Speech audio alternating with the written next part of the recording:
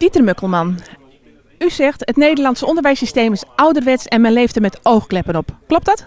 Nou, dat is wat ongenuanceerd. Wat ik wel zeg is dat het onderwijs vele kansen laat liggen om te innoveren, nieuwe technologie te omarmen en een logische plek te geven in het primaire en secundaire proces. Veranderingsprocessen lopen gewoon wat te traag in het onderwijs, dat zeg ik zeker. De oogkleppen, dat zou ik ook even moeten nuanceren. Men kijkt echt wel om zich heen. Je ziet ze op beurzen, congressen, overal is het onderwijs zich aan het oriënteren. Maar de verankering in het primaire en secundaire proces, daar zit hem een probleem. Onderwijs, waar moet dat veranderen? Het zou moeten veranderen in de aansturen op gedrag, zou ik haast willen zeggen. Kijk, een fout maken in het onderwijs, dat betekent, stel dat je geeft les aan 30 leerlingen in een basisschool aan groep 5. En je gaat 2-3 weken experimenteren en het loopt niet lekker. Je krijgt niet de onderwijsopbrengsten die je had beoogd die periode. Dan heb je dus eigenlijk 3-4 weken ben je gewoon kwijtgeraakt. En dat verlies kun je jezelf eigenlijk niet gunnen. Dat is jammer. Daardoor ontstaat er dus ook weinig ruimte om voor andere processen zomaar even iets te proberen. Want je experimenteert met het kind en met de vooruitgang van het kind. Toch zijn er genoeg mogelijkheden om daarin de ruimte te zoeken. En ik zie genoeg voorbeelden in het onderwijs waar dat kan, maar nog veel te weinig. Is het Nederlandse onderwijs te rigide, nog te veel volgens het systeem wat we net na de Tweede Wereldoorlog hebben ingevoerd? Nou, dat is niet het geval. Je ziet wel dat er wel duidelijk veranderingen zijn, ook stromingen die een verandering na de Tweede Wereldoorlog zeker in de laatste 20 jaar, die hebben die verandering ingezet. Alleen ja, nogmaals, het blijft vaak bij die early adopters en die innovators. Als we nu alleen maar kijken naar de innovatieve kracht en technologie en de impact van technologie op onderwijs. Kijken we naar andere stromingen, dat laat ik nu even gezien dit thema even liggen. Maar op dat vlak is men wel zoekende, maar het blijft bij die early adopters, de innovators en de groep, de verbinding met de majority, met de grote groep, die wordt maar moeilijk gemaakt. Onderwijs anno 2014 en de tijd die daarna komt betekent heel veel de digitaliteit zoeken. Kost natuurlijk heel veel geld. Geld wat het onderwijs niet heeft.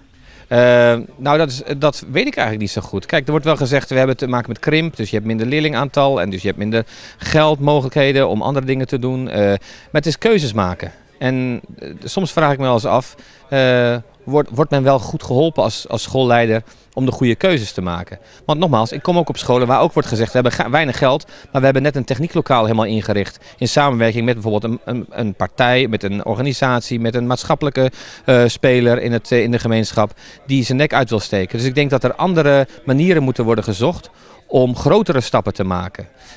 En dan komen we bij die diamanten vijfhoek aan waar u over gesproken heeft. De combinatie van de verschillende partijen die er in een regio zijn, wordt daar al genoeg op ingespeeld?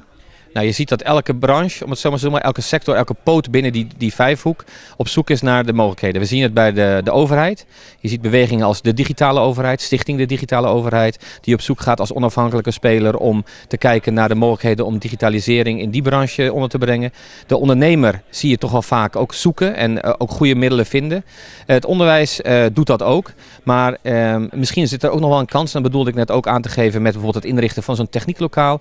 Misschien zit er wel een kans om met die 5 spelers, met die 5 poten binnen die vijfhoek, die diamant, om daar meer samenwerking te gaan zoeken. Daar zou een grote kans kunnen liggen.